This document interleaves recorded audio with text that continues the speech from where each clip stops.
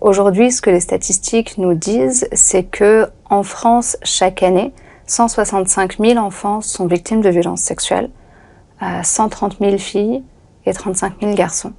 Ces statistiques, elles nous disent aussi, et ça c'est les statistiques du gouvernement, qu'il est estimé qu'en moyenne, par classe à l'école, 2 à 3 enfants sont victimes d'inceste. Et c'est complètement fou d'imaginer ça.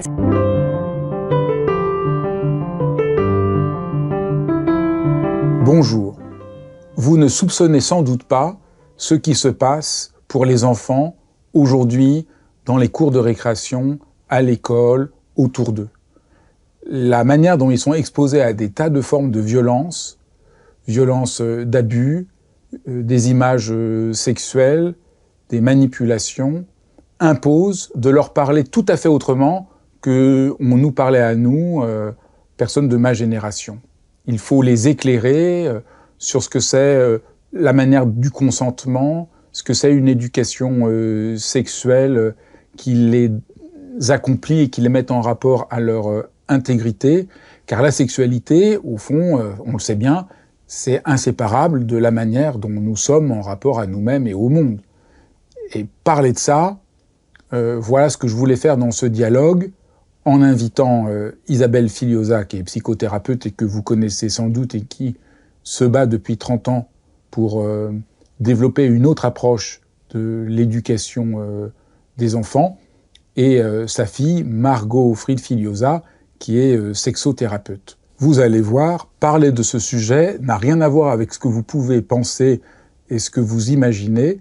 Vous allez être surpris, éclairé, et je trouve que ça donne beaucoup d'espérance de comprendre comment il faut aborder ces questions.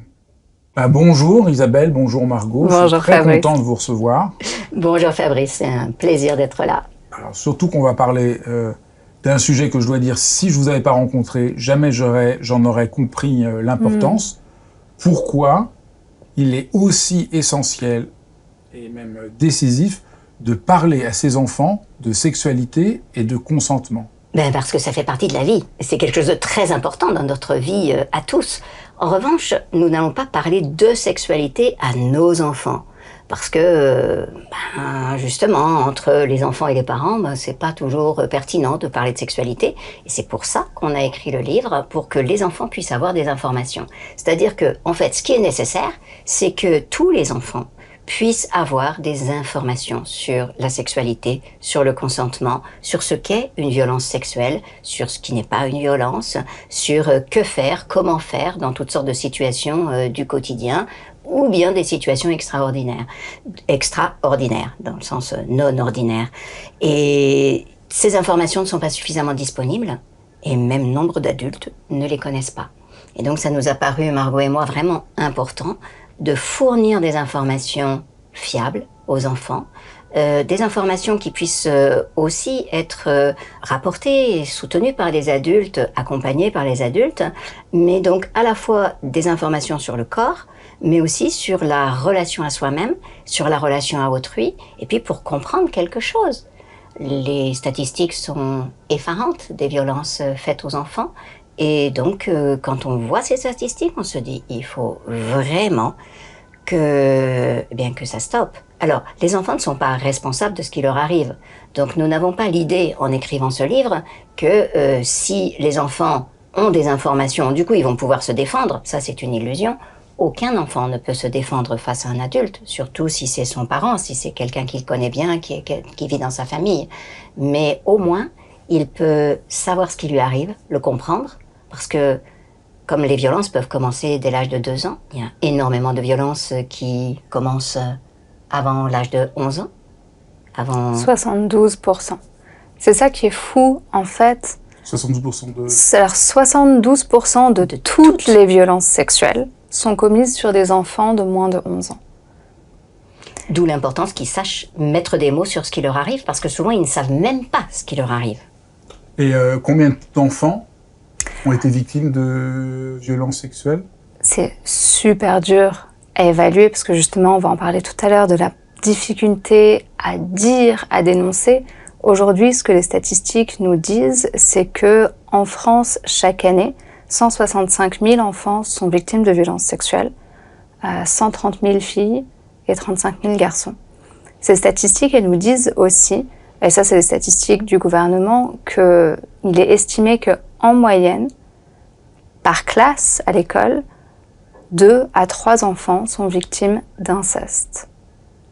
Et c'est complètement fou d'imaginer ça. Tu l'as dit tout à l'heure dans la présentation, même moi j'imaginais pas tout ça, j'avais pas forcément pensé à la question avant de lire le livre, de nous en parler. Et avec ce sujet-là, notamment des violences sexuelles, on a cette idée que c'est loin. C'est ça. On a cette idée que c'est loin, on a cette idée que ça arrive aux autres, que ça arrive à quelques personnes très défavorisées. Ou au moins adultes. C'est tellement difficile de alcooliques. concevoir qu'un enfant de moins de 11 ans soit victime de violences sexuelles. Et cette statistique sur le nombre par classe, donc en moyenne 3 victimes d'inceste, et pas seulement de violences sexuelles, mais d'inceste par classe, ça veut dire que tout le monde connaît au moins un enfant qui est victime de violences sexuelles. Donc les violences sexuelles, est-ce qu'on peut faire le repérage de ce qu'on appelle violence sexuelle pour l'enfant ? Bien sûr, une violence sexuelle, ça va être tout ce qui va toucher au corps de l'enfant, à l'intimité, mais ça peut aussi être, par exemple, montrer des images de sexualité à un enfant, c'est une violence sexuelle.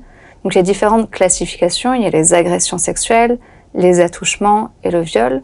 Aujourd'hui, la loi sur le viol a évolué d'ailleurs. Avant, c'était tout acte de pénétration par menace, force ou surprise. Aujourd'hui, c'est tout acte de pénétration ou de contact orogénital sur la personne de l'auteur ou la personne de la victime.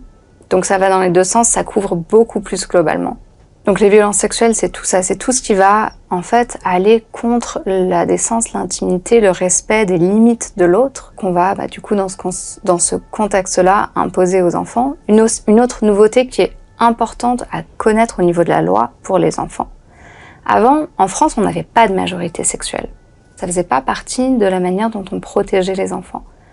Aujourd'hui, depuis la loi d'avril 2021, donc c'est récent, c'est enfin maintenant qu'on dit un adulte ne peut pas se prévaloir du consentement d'un enfant de moins de 15 ans. Donc, en dessous de 15 ans, 18 ans, et 18 ans en cas de sa famille. d'inceste. Et 18 ans en cas d'inceste. Donc, ce que ça veut dire, c'est que maintenant, les enfants sont réellement protégés. Un juge n'a plus besoin d'établir si l'enfant était ou non consentant, si oui ou non l'enfant voulait ce rapport sexuel. Non. Parce que c'est ça qui est surréaliste, c'est qu'avant, on pouvait penser, on pouvait même imaginer qu'un enfant de 5 ans, 8 ans, 11 ans, 2 ans puisse être consentant à un rapport avec un adulte. Ça faisait partie de ce qui paraissait normal. Et donc, il fallait établir qu'il n'avait pas consenti. C'est surréaliste quand on pense à ce qu'est un enfant. Un des phénomènes peut-être aussi qui est lié à votre travail, c'est que les enfants sont très tôt confrontés à des images pornographiques, qui n'était absolument pas le cas de ma génération. Complètement. Ça va à une vitesse folle. Parce que les enfants ont très tôt des téléphones portables. Aujourd'hui, la moyenne d'âge du premier téléphone portable en France, c'est 9 ans, donc ça va de plus en plus jeune. Et ce qui est intéressant, c'est on regarde si juste en 2017, la moyenne d'âge de la première exposition au porno, c'était à peu près 14 ans. Aujourd'hui, c'est entre 9 et 10 ans. Donc les enfants de plus en plus petits sont confrontés à tout ça. Donc c'est ça, là aussi, ça fait quand même, ça donne la pensée, parce qu'on se dit, on est gêné de parler sexualité avec les enfants, en disant, c'est pas de leur âge, ils verront plus tard, mais on se rend pas compte que les enfants sont aujourd'hui, à la différence de notre génération, moi, c'était pas du tout mon cas. C'est clair. Nous, il fallait avoir des revues qui existaient chez Marchand de Journaux, faut les avoir, faut les montrer qu'on avait 18 ans, donc c'était pas du tout les mêmes images non plus qu'il y a aujourd'hui, et donc là, de penser que la majorité des enfants entre 9 et 11 ans ont vu des films porno sur le téléphone portable, ça montre qu'avoir une autre éducation est vraiment essentiel. Tout à fait, mais on a encore ce fantasme que l'enfance, c'est l'innocence.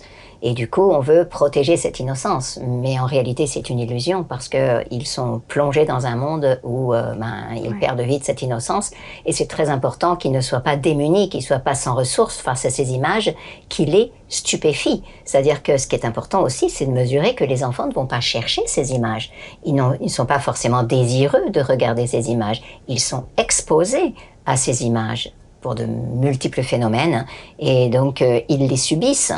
Et le problème de ces images, c'est qu'elles sont tellement choquantes parce que, comme tu le soulignes, c'est pas du tout la même pornographie que il y a quelques années. Et maintenant, c'est de plus en plus sordide ce que l'on trouve sur les images parce que les plateformes se font un concours de choc pour maintenir les gens à regarder. Et parce qu'ils vendent en réalité des données plus qu'ils ne vendent réellement du sexe. Et donc, les enfants voient ça. Leur cerveau est stupéfait et du coup, il y a comme un besoin d'y retourner pour pouvoir se calmer, pour pouvoir comprendre, pour pouvoir donner sens. Et cette complicité du cerveau de l'enfant, eh bien souvent, elle est mal interprétée par l'adulte qui dit « oui, tu es pervers, etc. » Pas du tout. Les enfants ont besoin d'être protégés. Notre rôle d'adulte, c'est de protéger les enfants et d'éviter qu'ils soient face à de tels contenus. Aucun enfant n'a le désir de voir de la pornographie, mais malheureusement, comme ils y sont exposés, ils peuvent même en devenir dépendants. Et il y a des enfants addicts au porno, c'est effectivement dramatique. Après, notre livre ne s'adresse pas seulement à ce côté qui, évidemment, est effarant, effroyable, c'est ce qui nous a quand même beaucoup motivés. Mais au-delà de ça, comme le soulignait Margot, on connaît tous un enfant qui est victime d'inceste dans notre classe. Et donc, on a vraiment insisté dans ce livre sur la nécessité de parler ensemble. En fait, on a besoin de parler de ça. Que la sexualité, ce ne soit pas quelque chose de tabou. Que ce soit pas quelque chose, on regarde sur son téléphone en douce comme ça, parce que là, en plus, on est contre les parents, donc c'est excitant, etc. Non, stop, ça, c'est fini. Maintenant, on a besoin de changer de mode de relation avec les enfants autour de la sexualité et de leur permettre de parler et de repérer, tiens, qu'est-ce qui se passe? Est-ce que mon copain, peut-être, il est très agressif, ou alors il est très retiré? Au lieu de rigoler de lui et de le rejeter, peut-être je peux me dire, il lui est peut-être arrivé des bricoles. Un enfant qui a un comportement débordant ou un enfant qui a un comportement de retrait excessif, eh bien, c'est souvent un enfant traumatisé. Alors, pas forcément qui a subi des violences sexuelles, mais qui est traumatisé d'une manière ou d'une autre. Et donc, dans ce livre, non seulement on cherche à alerter un enfant et l'outiller, un enfant qui pourrait être victime, l'outiller de compréhension et de comment faire, qu'est-ce que je fais, à qui j'en parle, comment je choisis les gens à qui j'en parle pour que ça se passe bien, mais aussi, on cherche à outiller les copains de classe pour que les copains n'aient pas peur d'en parler et que ce soit pris en charge par toute la communauté. Alors on comprend pourquoi vous commencez votre livre du coup par parler du rapport au corps, comment ton corps est merveilleux, quand on sait que son corps dit oui, quand on sait que son corps dit non, puisqu'au fond ce qu'on comprend c'est que toute la question autour de la pornographie c'est qu'on est coupé justement de l'intériorité de son propre corps et donc c'est une sexualité qui est projective. Donc qu'est-ce que c'est, pourquoi vous êtes parti de la rencontre avec son corps et comment aider l'enfant à partir à la rencontre de son corps? Dans le corps, c'est là où tout se passe. C'est-à-dire qu'on part du corps parce que c'est là qu'on va ressentir. Si quelque chose nous fait peur, avant de venir analyser qu'est-ce qui se passe, tout ça, on ressent dans notre corps. Si quelque chose nous donne de la joie, on le ressent dans notre corps. Notre corps, c'est notre boussole. Et c'est aussi l'endroit où se passe le désir, l'excitation, le dégoût, tout ce qu'on peut ressentir, qu'on va après analyser, réfléchir, pouvoir communiquer. Mais finalement, tout part du corps.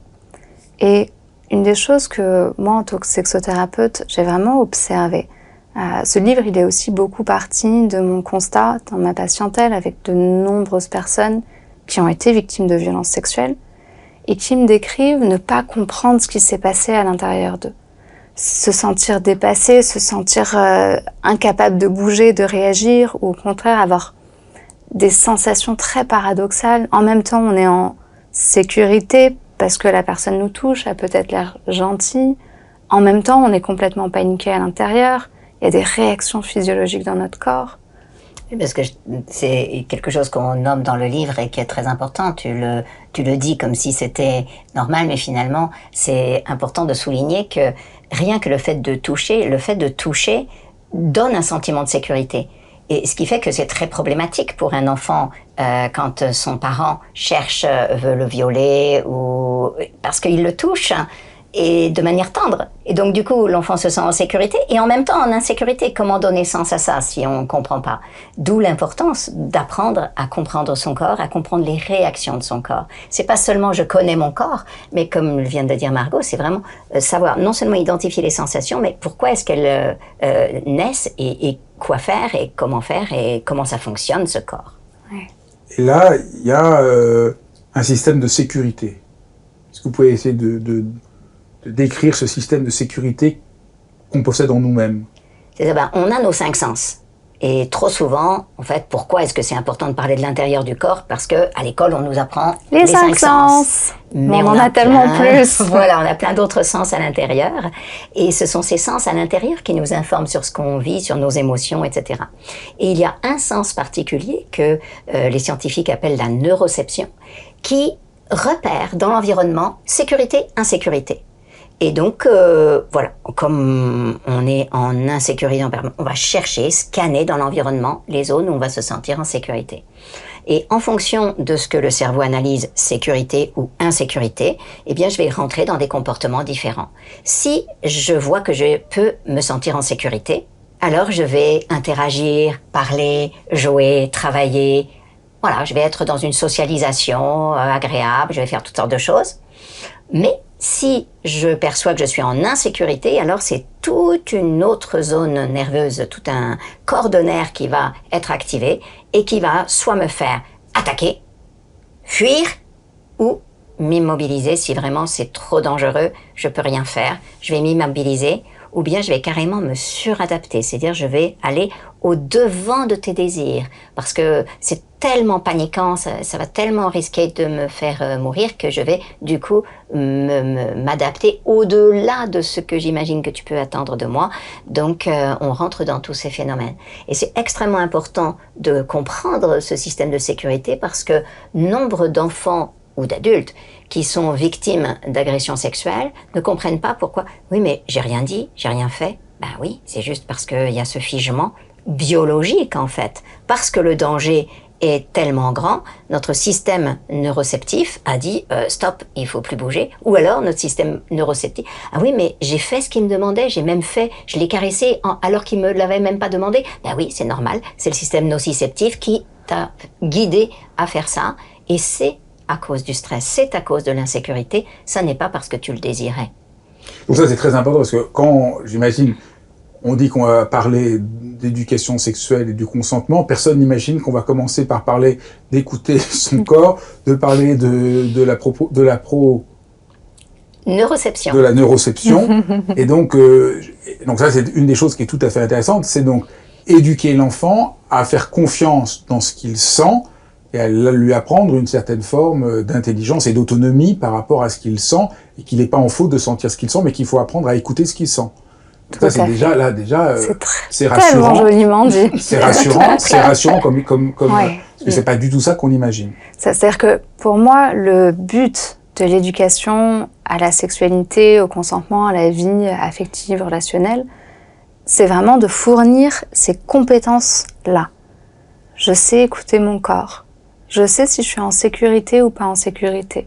Je sais donc si ça fait oui ou si ça fait non. Mais du coup, si je sais faire ça à l'intérieur de moi, j'ai quand même beaucoup plus de chances de pouvoir vérifier à l'intérieur de l'autre « Ah, comment est-ce qu'elle se sent, il se sent dans ce moment-là » C'est-à-dire que écouter son propre consentement permet aussi de pouvoir venir le confirmer celui de l'autre. Donc l'éducation au consentement, à la sexualité, c'est pas que donner des informations, c'est donner plein d'informations. Parce que j'aime bien se dire que respecter, c'est respectare, regarder à nouveau, être actif, pouvoir comprendre. Si on comprend pas ce qui se passe dans son corps, si on peut pas imaginer ce qui se passe dans celui de l'autre, c'est difficile de vraiment respecter et de pas dépasser les limites. Et donc l'objectif du livre, c'est pas seulement d'aider les victimes ou faire en sorte que l'enfant ne devienne pas victime, mais aussi qu'il ne devienne pas agresseur. Et de comprendre, oui, comprendre toute l'économie du consentement qui est complexe. Et dans cette économie du consentement, il y a l'importance de comprendre ce que c'est l'intimité. C'est un peu un des grands chevals de bataille. Tout à fait. Parce que tu as écrit un livre sur ce thème-là, sur l'intelligence intime. Et aussi, disons, on pourrait dire qu'un des grands combats, c'est de montrer que la sexualité, c'est d'abord une question qui est liée à l'intimité, et pas une question qui est liée à la performance, comme on nous le raconte à longueur de temps. Ça fait un petit coucou pour les adultes. Pourquoi c'est tellement important l'intime, et comment on peut éduquer l'enfant à cette intimité. C'est quoi l'intimité, au fond, quand on est tellement coupé? L'intimité, c'est tout ce qui vient nous toucher vraiment profondément. C'est notre corps, c'est nos ressentis, c'est nos émotions. Protéger son intimité, c'est protéger sa personne, c'est aussi dire j'existe, je suis important, c'est moi qui décide finalement. Alors pour les enfants, de toute manière, la loi les protège, donc c'est pas autant à eux de savoir oui, on peut faire ça ou non, mais on commence déjà à construire cette compétence-là. De quoi est-ce que moi j'ai envie, de quoi est-ce que j'ai besoin? Et l'idée, c'est vraiment de soutenir l'épanouissement. Donc là, ils sont petits avec ce livre-là, donc le consentement, ça se passe. Il y a d'ailleurs un exemple, est-ce que je peux te piquer une frite? C'est le consentement à tous ces niveaux-là, relationnels en fait. On parle souvent de consentement sexuel, mais c'est relationnel pour être dans la relation avec l'autre. Et donc, toutes ces compétences-là permettent de se sentir bien dans l'intimité, dans la relation intime avec son propre corps. Je sais que, par exemple, c'est OK d'explorer mon corps, mais dans mon intimité, de manière privée, je peux apprendre à me connaître. Par contre, voici les limites pour que quelqu'un d'autre ne pénètre pas dans mon intimité d'une manière qui serait insécure, traumatisante, douloureuse et juste pas OK pour moi, en fait. Donc, pouvoir faire respecter son intimité, c'est créer les conditions pour pouvoir se sentir bien, se sentir épanoui, se sentir libre. Donc il y a d'abord découvrir son intimité, c'est-à-dire découvrir qu'est-ce qu'on sent, qu'est-ce qu'on éprouve, découvrir que ça repose sur des frontières, qu'est-ce qui est et qui on laisse rentrer, qui on laisse pas rentrer, avec qui on partage pas. Donc toi tu vas souvent dans les écoles, tu as rencontré des centaines d'enfants. Comment ils parlent de ça, et est-ce que, peut-être question un peu bateau, mais est-ce qu'aujourd'hui, avec les réseaux sociaux, tout ça, la question de l'intimité ne prend pas une place encore plus importante, puisqu'au fond, ils sont privés aussi un peu de leur intimité. Enfin, qu'est-ce que tu entends et vois? Complètement. Aujourd'hui, moi, j'observe vraiment une banalisation de la sexualité qui, du coup, ne la rend plus intime, en fait. C'est certains actes, OK, ça se fait comme ça, c'est monnaie d'échange, ou c'est des actes sexuels qui sont complètement de l'ordre de l'intime, du privé, du doux, du tendre, du vulnérable, qui devrait se retrouve à cause des réseaux sociaux et du porno, du défi, du challenge, deviennent banalisés. C'est ça, du porno, du défi, du challenge, et aussi d'une culture du viol, d'une culture du trauma. C'est-à-dire que pour accepter de subir ça, peut-être que celui qui l'a instillé aussi, c'est quelqu'un qui finalement est déjà traumatisé et du coup reproduit ce comportement-là. On est aussi dans toute une culture finalement qui va permettre le traumatisme, continuer de créer des situations traumatisantes. Du coup, on continue de traumatiser, d'être traumatisé. Et ça s'inscrit aussi avec le porno, avec les réseaux sociaux, et vraiment la banalisation du corps, de l'image. On le voit aussi beaucoup avec la question des nudes, donc des photos dénudées que les jeunes vont s'envoyer sur les réseaux sociaux, qui peuvent après être diffusées à outrance. Et donc il y a vraiment une question aujourd'hui de quelle est l'intimité, à quoi ça sert l'intimité, est-ce que ça doit rester intime ou pas? Moi je pensais même sans penser à des choses aussi dramatiques, je pensais juste qu'est-ce que ça peut être pour un jeune qui a 12, 13 ans, l'intimité, quand il est sur les réseaux sociaux et qu'on doit tout se dire, qu'on doit tout montrer. Je pensais aussi à ça. Il y a toute une éducation à l'intimité qui était plus évidente, je me dis. Et c'est intéressant que toi tu penses à ça Et moi, je pense à ce à quoi j'ai pensé. C'est-à-dire que moi, étant au contact des ados, Tu vois des choses il y a sur un les- truc super trash, en fait, d'une certaine manière. Très tasse, et ils me posent des questions sur des pratiques. Parfois, j'ai besoin d'aller pour regarder ce que c'est, ou des choses, Parce qu'on peut- finalement... tu vois plutôt quel âge quand tu vas dans alors, les écoles? moi, je vois plutôt à partir de la 6e. Très Mais la tôt. grande majorité, c'est quand même 3e, 4e, donc entre 13 et 15 ans, en fait. C'est vraiment la grande majorité Et des quelles sont vraiment les interventions. 3-4 questions qui viennent le plus souvent? Est-ce que c'est obligé de, par exemple, tout faire la première fois, entre parenthèses, vagin plus Très anus? Oui, Très... 13 ans, enfin C'est dingue. Après, ce qui est J'arrive important... j'arrive pas. Même si vous m'avez déjà raconté ça, il y a un truc qui... J'arrive pas à... C'est très dur, très Ce qui est dur important d'arriver à à savoir, réaliser. quand même, c'est que la moyenne d'âge du premier rapport sexuel n'a pas baissé. En 40 ans, c'est toujours 17 ans. Mais par contre, les représentations, les pensées, tout ça, c'est de plus en plus jeune, toutes ces pensées autour de la sexualité.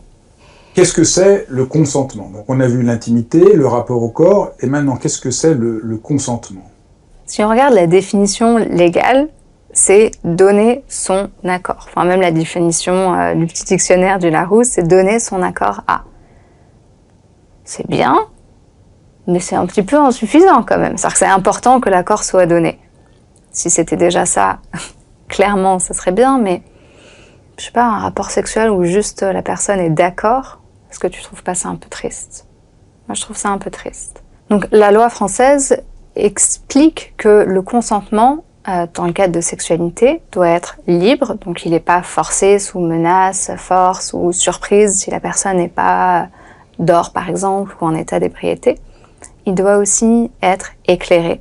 Donc, ça veut dire que la personne sait à quoi elle dit oui. Et par exemple, un enfant ne peut pas savoir vraiment à quoi il dit oui. On n'a pas toutes ces compréhensions, cette idée vraiment de qu'est-ce qu'est la sexualité. Ou si la personne est tout à l'heure, comme voilà, en état d'ébriété, ça ne peut pas être éclairé. On a besoin de vraiment savoir, pouvoir prendre nos décisions. Et le consentement, il a aussi besoin d'être explicite. Ça veut dire qu'on a besoin de dire oui avec ses mots et pas juste implicite dans le langage corporel. Et parce que parfois, on ne se rend pas compte, quand on ne sait pas, que le corps réagit de manière automatique à certaines caresses. Il y a nombre de gens qui pensent que le corps dit oui. Et donc, bien parce qu'il y a une érection, ça veut dire que c'est oui, parce que on a l'impression que le corps se prépare, c'est juste naturel, normal, c'est physiologique, c'est automatique, et ça ne veut pas dire qu'il y a consentement. Donc, il est nécessaire de verbaliser le consentement pour qu'il y ait réellement consentement. C'est important comme distinction, parce C'est très, très on en important. parle très rarement, Ouais, et les gens se font souvent tromper. tout à fait. Le langage du corps ne suffit pas qu'il y ait Ouais. consentement. Tout à fait. L'exemple... vas-y. Et même la personne qui subit peut se dire « Ah ben finalement, je dois être consentante, puisque mon corps se prépare et que même c'est agréable, donc ça doit être que je suis consentante. » Et du coup, on se reconstruit l'idée et on mélange un petit peu les choses. C'est ça.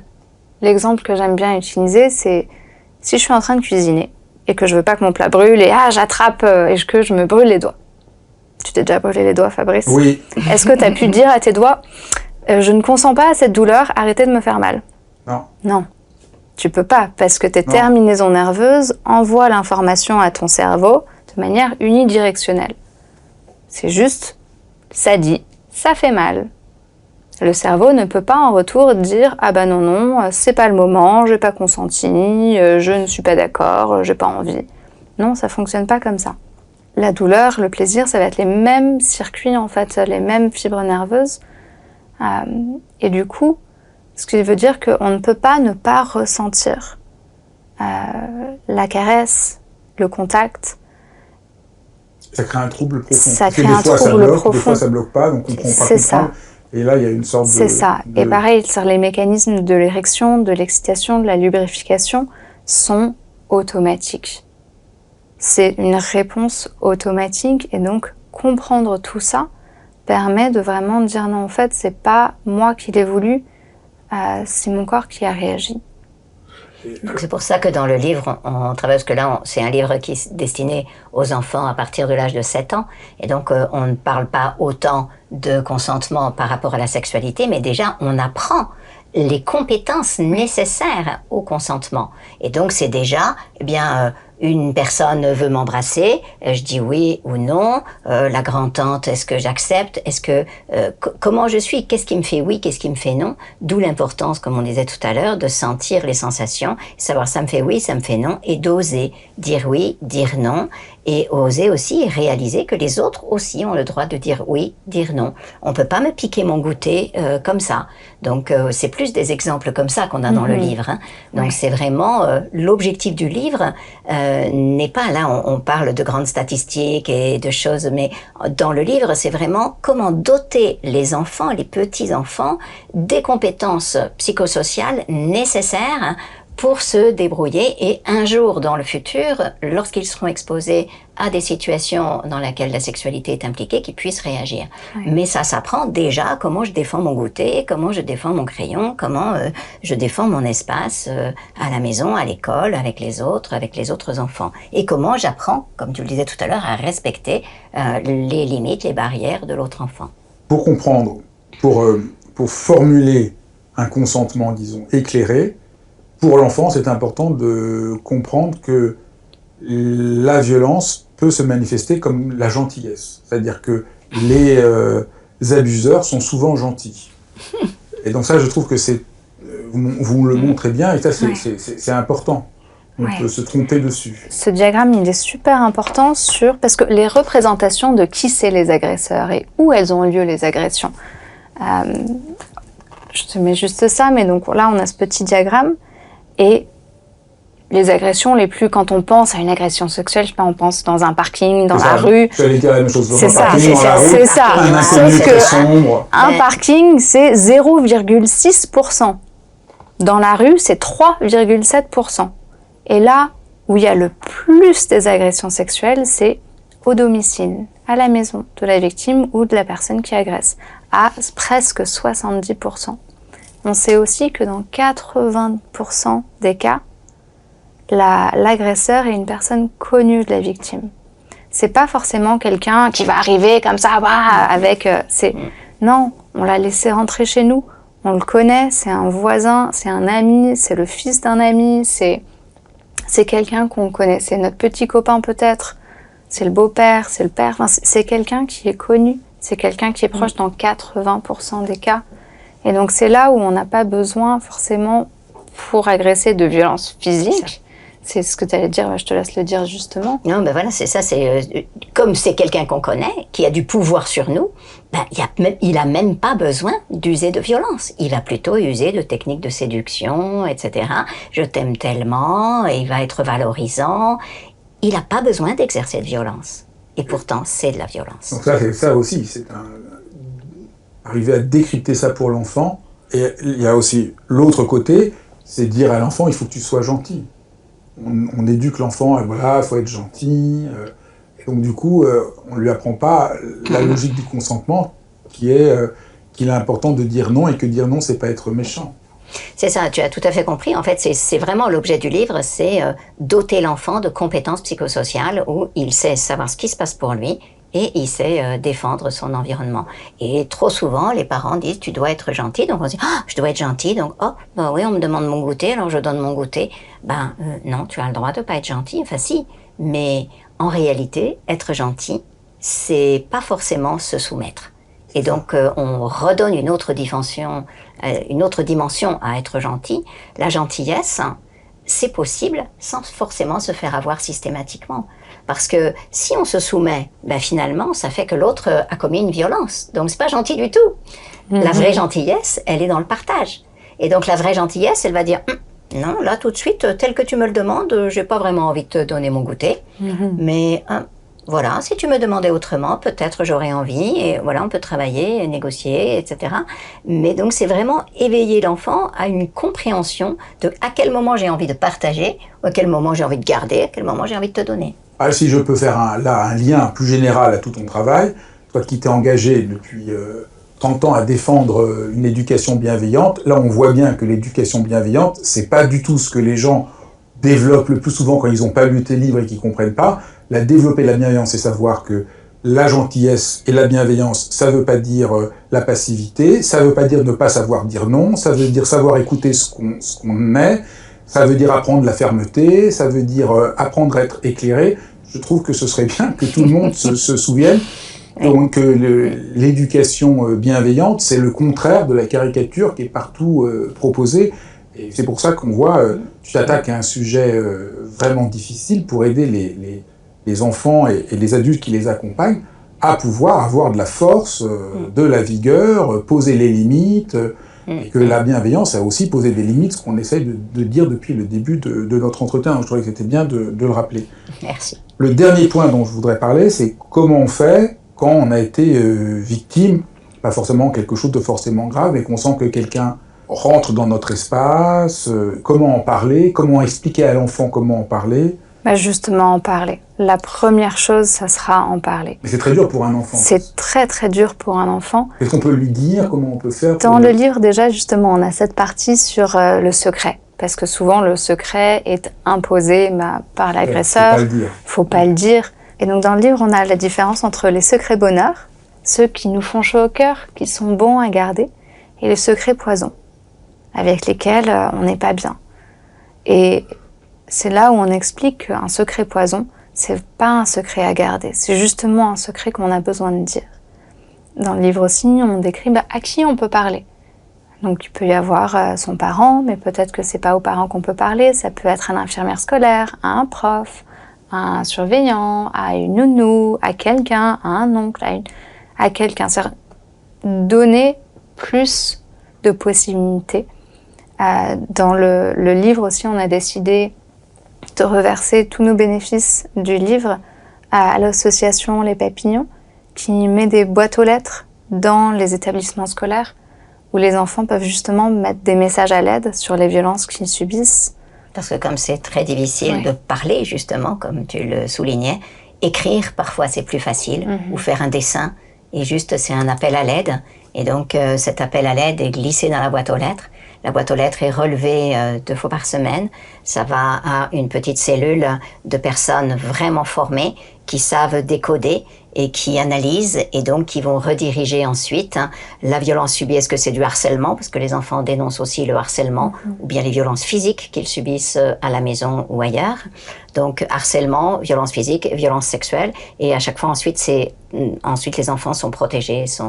Donc ça nous a paru vraiment important de permettre de favoriser cette association. Il y a déjà beaucoup de boîtes aux lettres dans beaucoup d'écoles, vous savez? Dans des écoles ou dans des structures sportives, dans toutes sortes d'endroits où il y a de plus en plus de structures qui se dotent de ce dispositif parce qu'il est vraiment extrêmement efficace. C'est clair, il y a une plus... Ouais. Mais on rencontre encore, hélas, des résistances parce que c'est toujours tellement difficile d'imaginer que des enfants puissent être victimes, qu'il puisse y avoir des drames aussi importants que trop souvent encore on préfère fermer les yeux. Ouais. Et donc, donc tu disais qu'est-ce qu'on fait une fois que, donc en parler, mais en parler c'est pas suffisant. Donc d'abord on sort de la honte, du figement, de l'isolation, on en parle, on dénonce, ce qui permet aussi d'être protégé pour éviter que ça continue. Mais après reste qu'il y a ce traumatisme. C'est-à-dire que le trauma aujourd'hui, on le sait, c'est pas que psychologique, c'est pas que ce qu'on se dit. Ça va aussi affecter notre cerveau, notre structure cérébrale, la manière dont les choses s'organisent à l'intérieur de nous. Le traumatisme, c'est pas quelque chose qui guérit avec le temps. Ça va rester là en fait, parce que la caractéristique, c'est-à-dire que du trauma, c'est que quand on est face, et on parlait tout à l'heure du système de stress et donc de ces réactions de stress, la manière dont ça se déclenche, c'est que face à ce stress extrême, notre cerveau va créer une déconnexion en fait, va déconnecter les aires frontales du cerveau des zones émotionnelles pour nous protéger d'une mort par choc émotionnel, par accident cardiovasculaire, par quelque chose comme ça. Et du coup, nous met dans un état d'anesthésie et dans un état où on ne peut pas analyser la situation. Donc la mémoire traumatique va rester ancrée, non traitée non digéré, non analysé dans l'amygdale, la zone émotionnelle du cerveau, et va s'accumuler un peu comme une bombe à retardement, et va ressortir à un moment sous la forme de flashbacks, d'images très difficiles à vivre, de sensations parfois. La caractéristique aussi de cette mémoire traumatique, c'est que dans les situations de violence sexuelle, on a énormément de ce qu'on va appeler l'amnésie traumatique. C'est-à-dire que c'est aussi quand un enfant parle ou un adulte, parfois c'est longtemps après, et du coup on dit mais pourquoi t'en as pas parlé avant? Peut-être que c'était mis de côté dans le cerveau, dans un mécanisme de protection, de sauvegarde. J'avais reçu justement dans Dialogue Stéphane Alix qui parlait justement de l'amnésie complète qu'il a eue et qu'il a compris des décennies plus tard, une des clés d'un malaise qu'il avait depuis toujours et qui venait à ce traumatisme qu'il avait vécu, qui avait été complètement enfoui. Ouais. Donc parfois, la mémoire traumatique se réactive des années plus tard, parfois seulement un peu plus tard. Et la caractéristique aussi d'un moment de traumatisme, d'un traumatisme, c'est que le récit va être changeant, flou, pas clair, parce qu'avec le cerveau préfrontal, il y a aussi l'aire de Broca, la zone du langage en fait, qui va aussi être désactivée. Et donc pendant que c'est en train de se passer, on ne met pas de mots sur l'expérience, on n'est pas en train de l'analyser. Et du coup, après, quand on essaye de raconter à quelqu'un, c'est confus. C'est difficile de vraiment mettre des mots, c'est difficile d'expliquer. Et donc, si on est face à quelqu'un qui essaye de nous dire, mais parfois ça change, c'est important de ne pas se dire tu t'inventes ou t'imagines, si c'était si grave, tu t'en serais rappelé, tu t'en serais souvenu. Non, en fait, ça fait partie des caractéristiques de diagnostic de la mémoire traumatique, que le souvenir soit confus, pas clair. Donc il y a un instant, j'ai parlé des reviviscences, de toutes ces sensations, de ces flashbacks. Si on ne traite pas la mémoire traumatique pour lui permettre d'être rangée en fait dans l'hippocampe, plus profondément dans le cerveau, là où se rangent tous nos autres souvenirs autobiographiques, nos mauvais souvenirs. Ce qui se passe, c'est que ça reste avec nous et ça vient contaminer nos autres expériences de vie. Aujourd'hui, heureusement, on a plein de nouvelles thérapies qui permettent de vraiment guérir le traumatisme. On sait malheureusement que la thérapie, juste parler, ne fonctionne pas pour guérir le traumatisme, ne peut pas fonctionner. Parce que parler, c'est utiliser les zones du cerveau qui n'étaient juste pas là lors du trauma. Et donc, des thérapies comme l'EMDR par exemple, ou comme la thérapie mosaïque, donc mouvement oculaire et stimulation alternée pour intégration cérébrale, que moi je pratique aujourd'hui, sont très efficaces pour guérir le trauma parce qu'elles vont permettre au cerveau de digérer, de ranger l'information pour qu'elle ne vienne plus nous exploser en fait à différents moments. Donc si on a été victime de traumatisme, que ce soit une violence sexuelle ou autre d'ailleurs, c'est important de pouvoir faire ce travail-là parce qu'on n'a pas besoin de continuer à être une victime toute sa vie. Avoir subi une violence, que ça soit dans l'enfance ou plus tard, ça ne nous condamne pas à une vie de victime si on a les bons outils pour s'en sortir. Qu'est-ce qu'il y a comme autre outil qu'on a repéré aujourd'hui? Alors il y en a plein, le neurofeedback par exemple est un outil qui peut aider, mais vraiment les plus efficaces vont être le MDR, Mosaïque ou d'autres, il y a peut-être d'autres endroits, Somatic Experiencing de Peter Levine aussi, la thérapie TRE, Trauma Release Exercise. Donc voilà, il y a pas mal d'approches qui vont travailler avec le corps, mais vraiment avec le cerveau en fait. Juste parler ne suffit pas. Et on peut passer des années, moi dans mon cabinet, je reçois des adultes qui me disent j'ai passé 10 ans en thérapie, j'ai toujours ces reviviscences, j'ai toujours ces cauchemars la nuit, j'ai toujours tout ça. C'est parce que le cerveau a juste besoin de pouvoir trier et ranger. Donc aujourd'hui, il y a des ressources. Si l'enfant de quelqu'un qui a lu ce livre par exemple ou qui nous regarde a vécu des violences sexuelles, c'est un magnifique cadeau que de lui offrir quelques séances de thérapie de cette approche-là, efficace en fait. En fait, les thérapies qu'on appelle aujourd'hui informées sur le trauma, c'est ça. Qui sont vraiment sensibilisées au trauma, pas les thérapies verbales traditionnelles, mais des thérapies spécifiques, il y en a un certain nombre. C'est ça. Donc, voilà. Merci beaucoup de ce parcours qui, on voit qui est très complet. Est-ce que vous avez quelque chose que vous voulez ajouter ? Mais juste souligner que ce livre peut être... les enseignants peuvent se l'approprier et l'utiliser, et qu'il y a sur lea.fr tout un ouvrage, un guide sur 3 sessions pour comment faire pour parler en s'appuyant sur le livre, pour parler de prévention, pour parler de consentement avec les enfants, avec des mots simples et avec tout un protocole qui respecte les programmes de l'éducation nationale. Ouais. Tu veux ajouter quelque chose ? Oui, du coup, dans ce cadre de classe, donc les professeurs utilisaient ça, Léa, super, et juste aussi dire que donner ce livre ou un livre comme ça à son enfant, c'est accompagner, aider son enfant, mais c'est aussi, les enfants finalement, c'est eux qui sont au contact des autres enfants. C'est ça. C'est-à-dire quand tout à l'heure je disais, c'est en moyenne 3 enfants par classe qui sont victimes de violences sexuelles. Quand on est un enfant, à qui est-ce qu'on a quand même tendance à confier son secret ? À sa copine ou à son copain. Et donc, fournir ces connaissances-là à son enfant sur le consentement, sur l'intimité, sur la loi qui protège les enfants, sur le corps, c'est aussi contribuer à tout ça et permettre aux autres enfants de... peut-être que ce livre, il peut le partager, peut-être que si justement son copain lui a dit que les week-ends, papy fait ci ou ça, c'est aussi comme ça qu'on change la société, en fait, quand on a tous... Alors, bien sûr, ça repose pas sur les enfants, mais ça peut aider. Mais ça peut aider. C'est-à-dire que les profs, génial, faire ça, ça, en fait, sur tous les angles différents. Et c'est vraiment, je pense qu'on est aussi toutes les deux, on parle aux parents, enfin toi surtout aux parents, puis aux professionnels, puis aux enfants, puis c'est-à-dire sur tous les angles qu'on peut prendre le problème, parce que du coup, on y amène des solutions. Eh bien, merci beaucoup. Merci à toi, Fabrice. Merci, Fabrice. Merci d'avoir suivi ce dialogue. Je rappelle, pour la petite histoire, que dialogue ne veut pas dire deux, et c'est comme dans diamètre, ça veut dire de part en part. Et donc, pour ce premier dialogue que je fais sur ma chaîne A3, ça reste quand même un dialogue. N'hésitez pas à vous abonner à ma chaîne pour découvrir les prochains dialogues. Et n'hésitez pas à me faire part de tous vos commentaires que je lis toujours avec passion. Je vous embrasse.